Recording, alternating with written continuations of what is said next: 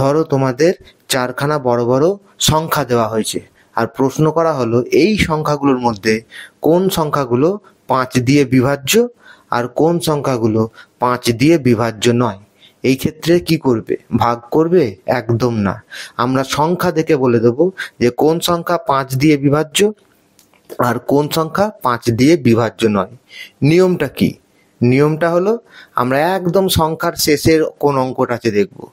যে কোনো সংখ্যার একদম শেষে অর্থাৎ এককের ঘরে যদি 0 অথবা 5 এই দুটোর মধ্যে কোনো একটা থাকে, তবে সেই অঙ্কটা বা সেই সংখ্যাটা অবশ্যই 5 দিয়ে বিভাজ্য হবে।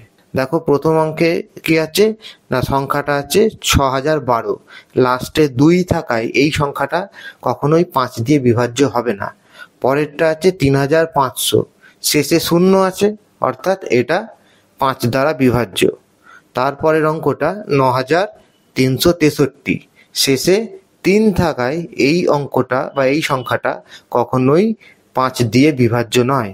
আর লাস্টে আছে 8005, অর্থাৎ শেষে 5 থাকায় এটা সবসময় 5 দিয়ে বিভাজ্য হবে।